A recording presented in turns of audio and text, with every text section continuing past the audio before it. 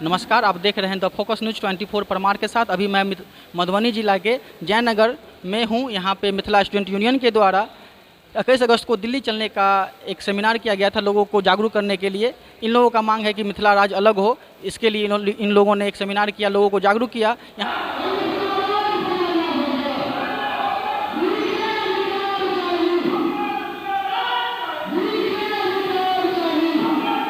यहाँ पे मिथिला राज्य की मांग के लिए एक सेमिनार किया गया था। तो चलिए बात करते हैं यहाँ के लोगों से कि ये लोग क्यों मिथिला राज्य की मांग करते हैं, ये लोग क्यों मिथिला राज्य चाहते हैं, इन लोगों का क्या उद्देश्य है। तो चलिए बात करते हैं। आप लोग जो 21 तारीख को दिल्ली जा रहे हैं, तो हम लोग ये कह रहे थे कि आप दिल्ली जाने से अच्छा है क्या बिहार से ही इसका मांग करते। जी, बहुत बहुत धन्यवाद आपको, आपने हमको मौका दिया, इसके लिए बहुत बहुत धन्यवाद।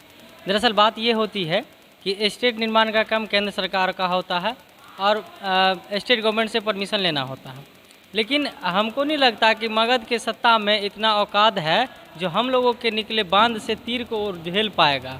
और इसी सब को लेकर के हम लोग आगामी 21 तारीख को दिल्ली चलेंगे, क्योंकि हमारा मांग दिल्ली सरकार ही पूरा कर सकती है, केंद्र सरकार ही पूरा कर सकती है। बिहार सरकार के उतने बाजुओं में दम नहीं है जो हम लोगों को रोक सके, हमारे भीड़ों को रोक सके। आप लोग एक रथ यात्रा निकाल रहे हैं, इसका उद्देश्य क्या है? जी, सबसे पहले जय मिथिला। और मिथिला स्टूडेंट यूनियन जो ये रथ यात्रा निकाल रहा है मधुबनी में, एकमात्र उद्देश्य ये है कि जिस तरह का मेहनत हम लोग कर रहे हैं पिछले 3 महीने से 4 महीने से इस आंदोलन को लेकर, तो आंदोलन तो नज़दीक आ गया है। तो हम लोग का मुख्य उद्देश्य ये है कि जगह जगह जाकर, हर एक प्रखंड में जाकर, हर एक चौराहे पे जाकर हम अपनी एक सभा करते हैं। हम अपना एक सभा करते हैं जिसमें विभिन्न तरह के लोग, विभिन्न तरह के जात, विभिन्न तरह के मतलब हर एक लोग वहाँ पे बैठते हैं और अपनी बात रखते हैं कि हमारा उद्देश्य क्या है 21 तारीख को दिल्ली जाने का।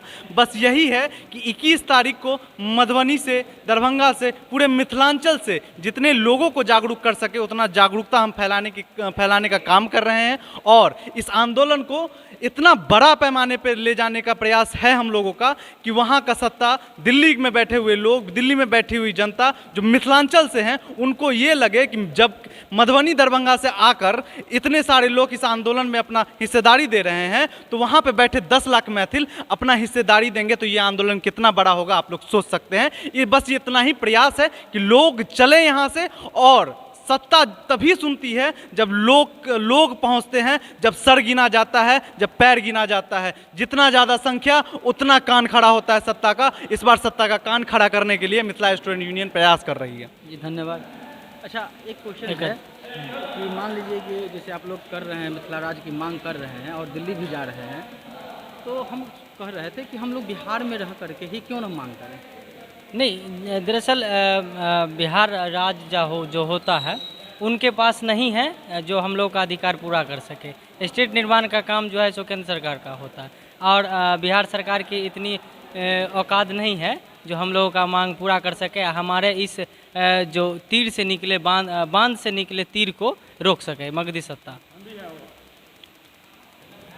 अच्छा, आइए एक बात बताइए कि आप लोग जो रथ यात्रा निकाले हैं, तो इसमें क्या लोगों को इस बात के लिए भी जागरूक कर रहे हैं कि हमारा जो संस्था है, जो हमारा डिमांड है, वह एक खास वर्ग का नहीं है, सभी वर्गों के लिए? जी जी, बिल्कुल। हम लोग हर वर्ग को एक साथ लेकर के मिथिला राज्य, हम एक ही वर्ग को नहीं चाहिए, हर वर्ग को मिलेगा, इससे सुविधा हर वर्ग को मिलेगा। इसलिए हम लोग हर गाँव में, हर गली में जा कर के अपना मिथिला राज्य क्यों चाहिए ये बात रख रहे हैं हम लोग। अच्छा, एक क्वेश्चन है कि आप लोग जो 21 अगस्त को दिल्ली जा रहे हैं, इसका क्या उद्देश्य है?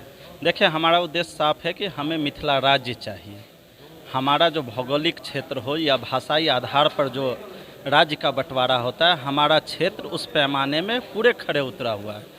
आज आप बिहार में ही देखिए 9 प्रमंडल है, 6 प्रमंडल मिथिला क्षेत्र में है, यानी 24 जिला, 38 जिला में से 24 जिला सिर्फ और सिर्फ बिहार के मिथिला क्षेत्र में है। और यहाँ का विकास आप वर्तमान सरकार से देख सकते हैं, चाहे हम केंद्र सरकार की बात करें या राज्य सरकार की। यहाँ का विकास का पैमाना आप शिक्षा के स्तर से देखिए, चिकित्सा के स्तर से देखिए, या फिर रोजगार के स्तर से देखिए, या फिर पर्यटन के स्तर से देखिए। यहाँ नगण्य है, शून्य मात्र है। सरकार ऐसे ही बदलता है, नया सरकार आता है, लेकिन आप विगत 30 से 40 वर्षों का संदर्भ में देखेंगे तो वर्तमान मिथिला क्षेत्र जो मैं 24 जिला की बात कर रहा हूँ, यहाँ का विकास आप देख सकते हैं, नगण्य है, शून्य है। अच्छा, ये मिथिला स्टूडेंट यूनियन जो है, इस पे जैसे कि कहा जाता है कि जो लोग मिथिला राज्य का मांग कर रहे हैं वो एक कुछ खास वर्गों का ही मांग है, है ना, तो इसमें क्या कहना चाहेंगे? देखिए, जहाँ तक मेरा विचार है कि हमारा जो संगठन है ये खास वर्गों का संगठन है ही नहीं। आज अगर आपने सेमिनार में देखा होगा, यहाँ के प्रखंड प्रभारी ही हमारे जो हैं वो दलित क्षेत्र से आते हैं, हमारे राष्ट्रीय उपाध्यक्ष हैं महादलित प्रकोष्ठ से आते हैं। तो इसमें कोई मतलब इस बात में कोई तर्ज ही नहीं है। इस बात से मैं साफ इनकार करता हूँ। मिथिला स्टूडेंट यूनियन सभी लोगों का संगठन है, 8 करोड़ मैथिलों का है। और मिथिला राज्य की जहाँ तक आप बात करते हैं कि कोई जाति संप्रदाय उठा रहा है, जी नहीं, मिथिला राज्य 8 करोड़ जो मिथिला क्षेत्र के निवासी हैं उनका बहुप्रतीक्षित और मतलब सबसे वाजिब मांग मिथिला राज्य है। अच्छा, ऐसा क्यों नहीं हुआ कि हम बिहार में रह के ही सरकार से ही लड़ें? देखिए, लड़के तो देखे मैं बताया इससे पहले भी कि आप पुराने 40 साल पहले का इतिहास देखें और लगातार अभी वर्तमान की स्थिति देखें। बिहार जो मगध क्षेत्र है उसका विकास और मिथिला क्षेत्र जिसकी पौराणिक काल से अपनी एक वास्तविकता रही है, यहाँ का अपना एक इतिहास रहा है। वैदिक काल का लें उदाहरण लें, हम रामायण ग्रंथ पढ़ें या फिर इतिहास को पलट कर देखें, हमारा एक इतिहास रहा है। हम पहले से प्रदेश हुआ करते थे, लेकिन जो भौगोलिक दृष्टिकोण से एक बार राज्य का बंटवारा हुआ, हमें संकुचित कर दिया गया और उसके बाद हमें सिर्फ और सिर्फ उपनिवेश बनाकर रखा गया। हमारे यहाँ से लेबर सप्लाई होते हैं, यहाँ कोई कल कारखाने जो भी थे वो भी बंद हो रखे हैं। आप यहाँ से आज से 30 वर्ष पहले जाएंगे तो यहाँ दर्जनों कल कारखाने हुए करते थे। आज वो सब मरणासन स्थिति में, सरकार को उसकी चिंता नहीं है। जब चुनाव आता है तो सिर्फ और सिर्फ उनके घोषणा वाले पन्नों पर रहता है कि हम ये कल कारखाने को चालू करेंगे, लेकिन आज तक आप देख सकते हैं, आप भी यहीं के अस्थायी निवासी हैं, देखिए क्या इस पे काम हुआ है, कुछ नहीं। और जहाँ तक मेरा मानना है, अभी भी वर्तमान बिहार की जो उद्योग नीति है, इस उद्योग नीति में कोई कल कारखाना आगे 5 साल में भी खुलने नहीं जा रहा है। इसलिए हम कहते हैं कि हमें हमारा सरकार चाहिए, हमें मिथिला राज्य चाहिए। अच्छा, अगर मिथिला राज्य बन जाती है तो मिथिला के लोगों को क्या फ़ायदा होगा? देखिए, हमारा अपना सरकार होगा, हमारा पास काफ़ी बजटें होंगी और हमारा जो लोकतांत्रिक पद्धति से फिर यहाँ चुनाव होगा तो हमारा सरकार होगा और वो फिर यहाँ के शिक्षा के लिए काम करेंगे, यहाँ के चिकित्सा व्यवस्था के लिए काम करेंगे, यहाँ पे रोजगार के लिए काम करेंगे, यहाँ पे पर्यटन को बढ़ावा मिलेगा और हमारा क्षेत्र का जो इतिहास अतीत काल में था वो इतिहास पुनः स्वर्णिम अक्षरों में लिखा जाएगा। तो दिल्ली जा रहे हैं तो इसका उद्देश्य क्या है? एकमात्र उद्देश्य कि मिथिला राज्य की जो मांग है उसको लेकर के हम लोग दिल्ली जा रहे हैं 21 अगस्त को। अच्छा, बिहार में रहकर ही हम अगर अपने मांग को सरकार से मांगे, अपना जो भी मांग है उसके लिए आंदोलन करें तो इसमें क्या नुकसान है? देखिए, मिथिला स्टूडेंट यूनियन विगत 7 सालों से आंदोलन करती आ रही है। हम लोगों ने छोटे मुद्दे से लेकर के बड़े बड़े मुद्दों तक हम लोगों ने उठाया। अभी आप लोगों ने देखा होगा कि हम लोग एयरपोर्ट की मांग कर रहे थे, आंदोलन बहुत हमारे सैकड़ों साथियों पर FIR भी हुई। उसके बाद एम्स को लेकर के हम लोग लगातार आंदोलन कर रहे थे, अभी तक वहाँ पर कुछ नहीं हुआ है। हम लोगों ने सोचा यदि हम एक एक मुद्दे उठाते हैं, यहाँ से 70 साल 80 साल आंदोलन करना पड़ेगा, उसके बाद सरकार जो अधिकार है, जो हमें मिलना चाहिए मूलभूत सुविधा, तब वो जाके उपलब्ध करवाएगी।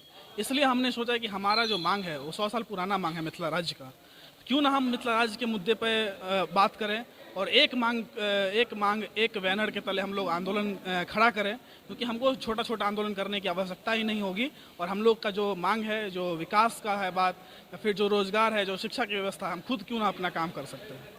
अच्छा, जैसे कि लोगों में एक भ्रम है कि जो मिथिला राज्य के जो लोग मांग कर रहे हैं वो एक वर्ग के लोग हैं, तो उन लोगों को जागरूक करने के लिए आप लोग क्या कर रहे हैं? देखिए, अभी आप जब गाड़ी देखिएगा तो मेरे गाड़ी के संकल्प यात्रा करके हम लोग निकाले हैं, जो मिथिला क्षेत्र के अधिक से अधिक गांव जाने के हम लोग प्रयास कर रहे हैं। लोगों को बताना चाह रहे हैं कि अभी तक जो भी हम कुछ देर पहले जो बात भी कर रहे थे, हम तो बताया भी हैं लोगों को कि अभी मेन मुख्य यही बात हो जाती है कि यदि कोई बात करता है मिथिला का तो एक कास्ट का आता है, भाषा है। मिथिला कोई बात कर रहा है क्षेत्र की तो कोई खास वर्ग का क्षेत्र हो जाता है। तो ऐसा नहीं है, हम लोग जाकर के बताते हैं कि यदि मिथिला राज्य बनेगा तो वो कानून के दायरे में बनेगा, लोकतंत्र के दायरे में बनेगा, यहाँ भी चुनाव होंगे, यहाँ में जिसके जितने अधिकार जनसंख्या होंगे उसको इतने अधिकार मिलेगा। तो किसी खास वर्ग के लिए आंदोलन नहीं किया जा रहा है, राज्य हर एक वर्ग का, हर एक समुदाय का, हर एक लोगों का राज्य बनेगा। अच्छा, एक क्वेश्चन है कि चंपारण का एक वीडियो देखे थे, उसमें कुछ लोग का कहना था कि भाई हम बिहार से ही खुश हैं, हम भोजपुरी बोलते हैं, हम मिथिला में क्यों जाएं, तो इस पर आप क्या कहेंगे? देखिए, हमारा जो नक्शा जो पूर्व में बना हुआ है तो हम अपने नक्शे पे मांग कर रहे हैं। उन लोगों का अपना समस्या है कि हम मिथिला के साथ नहीं जाना चाहते हैं, तो वो अपना केंद्र के पास जाकर के अपनी बात रखे। हम लोग अपना मांग कर रहे हैं, हमें इतना राज्य चाहिए, इतना जिला चाहिए, अब केंद्र सरकार के ऊपर डिपेंड करता है कि वो मुझे कितना राज्य देती है और नहीं देती है। अच्छा, आपसे एक क्वेश्चन है कि जो हमारा मिथिला राज्य का डिमांड कर रहे हैं, मांग कर रहे हैं, तो इसका ये नक्शा कहाँ तक है? देखिए, आज से नहीं चल रहा है, लगातार बरसों से चल रहा है कि हम लोग कहते आ रहे हैं कि पौराणिक दंत कथा के अनुसार जो मिथिला था वो मिथिला हमें दे दो। कोसी नदी जो है वो मिथिला के क्षेत्र में अभी सहरसा सुपौल के बगल से बहती है, लेकिन वो हमेशा कभी इधर कभी उधर करती थी। आज का जो नक्शा है वो यहाँ से लेके हम लोग कटिहार तक मिथिला राज मांग रहे हैं, यहाँ से लेके देवघर तक, गंगा के इस साइड में जितने भी जिला आते हैं, चाहे वो झारखंड के संथाल परगना के 3 जिला हैं, उन सब को हम लोग मिथिला राज मांग रहे हैं। चंपारण से लेकर देवघर और कटिहार किशनगंज तक। हाँ, यही क्वेश्चन था कि चंपारण के जो लोग हैं वो तो भोजपुरी बोलते हैं, तो फिर मिथिला में क्यों जुड़े? देखिए, बिहार जो है उसमें कितना भाषा है? भोजपुरी है क्या, मगही है क्या, मिथिला है क्या, मैथिली है क्या? कोई भाषा ही एक आधार नहीं बनता है कोई राज्य के निर्माण का। राज्य के निर्माण का जो आधार बनता है वो संस्कृति बनती है। आप चंपारण से लेके कलकत्ता तक चले जाइए, हम लोग एक संस्कृति के लोग हैं, एक तरह का खाना खाते हैं, ज़्यादातर लोग एक तरह की बोली बोलते हैं, एक तरह का पानी है, एक तरह का खेत खलियान है, एक तरह के लोग हैं, और इन सारे लोगों का जो मिश्रण है उसी से स्टेट बना है। स्टेट रीऑर्गेनाइजेशन में जब लास्ट बार स्टेट का रीऑर्गेनाइजेशन हुआ, हम उसी की तो मांग कर रहे हैं, हम कहाँ कुछ नया मांग रहे हैं। आपने सही कहा कि मिथिला का जो है ये महाभारत में भी, रामायण में भी, बौद्ध जैन सब में इसका चर्चा किया गया है, लेकिन ये प्राचीन बात है। अभी हम लोग नया में हैं, तो नया में फिर मिथिला हम बिहार से क्यों अलग हों? इसका क्या फ़ायदा होगा? देखिए, हम बिहार से क्यों नहीं अलग हो? आज़ादी के 70 साल बाद, आज 70 साल हो गया, 75 साल हम लोग अमृत महोत्सव मना रहे हैं। हम लोगों को क्या मिला? आप एक अच्छा सिटी बताइए पूरे उत्तर बिहार में, गंगा के इस पार, कटिहार में, अररिया में, मधुबनी में, किशनगंज में, पूर्णिया में, चंपारण में एक अच्छा शहर तो बताइए जहां हम रह सकें। सारा डेवलपमेंट पटना में ही होगा क्या? आईआईटी पटना में ही लगेगा क्या? आईआईएम पटना में ही लगेगा क्या?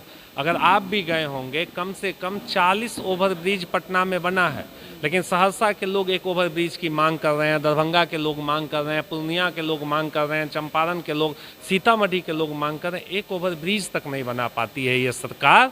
ये तो एक छोटी सी प्रश्न है। हमारे हिस्से का जो भी पैसा आता है सारा दक्षिण बिहार में लगा दिया जाता है, तो हम लोग क्यों ना सवाल करें? आप बताइए, आज़ादी के 75 साल बाद एक आईआईटी कहाँ मिला? एयरपोर्ट चालू हुआ है, दरभंगा एयरपोर्ट, जो हमारा अभी का एयरपोर्ट नहीं है। आज़ादी से पहले अपना दरभंगा एविएशन कंपनी हुआ करता था। तो विकास के तमाम पैमाने पे हम पीछे हैं। दिल्ली से जो हमारा कुछ पैसा भी आता है वो दक्षिण बिहार में लग जाता है, मगधी सरकार लेके चली जाती है। इन्हीं सब के विरोध में हम लोग कहते हैं कि अब समय आ गया है, हम लोग अपने रिसोर्स के निर्णायक खुद बने, अपने डेवलपमेंट के निर्णायक खुद बने, अपने विकास की गाथा खुद लिखेंगे। इसीलिए मिथिला राज चाहिए। अच्छा, ऐसा भी लोगों का कहना है कि जो मिथिला राज का जो मांग कर रहा है वो लोग जातीयता कर रहे हैं, जैसे कि मगध कर दिया, मिथिला कर दिया, भोजपुर कर रहे हैं। इस पर आपका क्या कहना है? देखिए, जब भी कोई आंदोलन होता है, जब भी कोई बड़ी बातें उठती है, तो हमेशा कुछ लोग उसको तोड़ने के लिए कभी जाति का एंगल देते हैं, कभी धर्म का एंगल देते हैं, कभी क्षेत्र का एंगल देते हैं। लेकिन हम लोग इस बार अडिग हैं। आप यहाँ भी देखिएगा, मीटिंग में जब मीटिंग में बात होती है, कोई जातीयता की बात नहीं होती, कोई धर्म की बात नहीं होती है। बात होती है कि हम नौजवान हैं, हम आज 25 साल के हैं, 30 साल के हैं, अगला 30 साल हमें रहना है। क्या अगला 30 साल में हमारा क्षेत्र उन्नत बनेगा, विकसित बनेगा या विपन्न बनेगा? अगर विपन्न बनेगा तो हमें मिथिला राज्य चाहिए, जहाँ उन्नति की एक नई परिभाषा की शुरुआत हम लोग करेंगे। नहीं, मेरा क्वेश्चन ये था कि मगध है, वो लोग का कहना है कि भोजपुर का कहना है कि ये मिथिला के जो लोग हैं बिहार को बांट रहे हैं, मगध के नाम से, मिथिला के नाम से, भोजपुर के नाम से बांट रहे हैं। देखिए, वो लोग तो कहेंगे, हमने पूर्व में भी कहा कि हमारा सारा रिसोर्स उनको मिलता है, हमारे लिए जो पैसा जो चल के आता है वो उन्हें मिल जाता है। बताइए, 25 सांसद हमारा है, 15 सांसद उस साइड में है, 243 विधायक में से 150 प्लस विधायक हमारा है। डेवलपमेंट हमारे रीजन का होना चाहिए या नहीं होना चाहिए? नहीं हो रहा है ना। 45 ओवरब्रिज सिर्फ पटना जैसे शहर में बन जाता है, और दरभंगा, मधुबनी, समस्तीपुर साधन, पूर्णिया, अररिया, कटिहार में एक ओवरब्रिज नहीं बनता। अब बताइए, दरभंगा और सहरसा रेलवे को सबसे ज़्यादा पैसेंजर सेगमेंट में इनकम देता है, और रेलवे की कंपनी एयरकॉन है, वो एक फ्लाईओवर नहीं बनती। हमारे बच्चे, हमारे बूढ़े, हमारे माँ बाप 2-2 घंटा, 3-3 घंटा तक फ्लाईओवर के पास खड़े रहते हैं। तो मैं तो कहता हूँ कि वो जो सारे पैसे हमारे ले जा रहे हैं, मान लीजिए एक IIT उधर लगा तो एक IIM गंगा के पार लगना चाहिए, एक कुछ उधर खुला, सारा वहाँ को खुल रहा है तो एक इधर भी खुलना चाहिए। यही तो हमारी मांग है। वो लोग तो कह रहे हैं कि हमने एम्स दिया, एम्स आपको दिया, दरभंगा में एम्स दिया, हम लोग को क्या मिला? देखिए, दरभंगा में आपने एम्स दिया हो, कोई नई बात थोड़े ना है। दरभंगा मेडिकल कॉलेज, जब इस बिहार में 3 मेडिकल कॉलेज, 2 मेडिकल कॉलेज नहीं हुआ करता था, तब दरभंगा मेडिकल कॉलेज हुआ करता था। पूरे देश में 6वें नंबर पे दरभंगा मेडिकल कॉलेज था। एशिया फेम के डॉक्टर दरभंगा मेडिकल कॉलेज में रहते थे और यहाँ जनता का इलाज कराते थे। पूरे बिहार के लोग इलाज कराने आते थे, नेपाल के लोग इलाज कराने आते थे। आज आप एम्स की बात करते हैं। 2 साल पहले देवघर में एम्स की बात हुई, एम्स बन के तैयार हो गया। पटना में 15 साल पहले, 10 साल पहले बन के तैयार हो गया। आप दरभंगा में एम्स की बात करते हैं। एक बार चले जाइए दरभंगा, आपको मिट्टी का जो वहाँ ढेर है उसके अलावा कुछ भी नहीं मिलेगा। हमें तो नहीं लगता है कि ये सरकार अगले 10 साल में भी एम्स बनने देना चाहेगी। और ऐसी जो सरकार है, क्यों नहीं उसे उखाड़ फेंके, क्यों नहीं हम उससे अलग हो जाएं? यही तो हमारा प्रश्न है। अच्छा, मिथिला पेंटिंग का नाम भी चेंज कर दिया गया, मधुबनी पेंटिंग कर दिया गया है। इस संदर्भ में आप क्या कहना चाहते हैं? देखिए, हम लोगों को कल्चरली, हम लोगों को जो हमारी जो भाषा है, हमारा जो कल्चर है, हमारा जो संस्कृति है, उससे एलिमिनेट करने की साजिश रची जाती है। पहले मिथिला ग्रामीण बैंक हुआ करता था, उसका नाम उत्तर बिहार ग्रामीण बैंक कर दिया। हम लोगों का मखाना है, उसे बिहार मखाना के नाम पे निबंधित करने की बात हुई।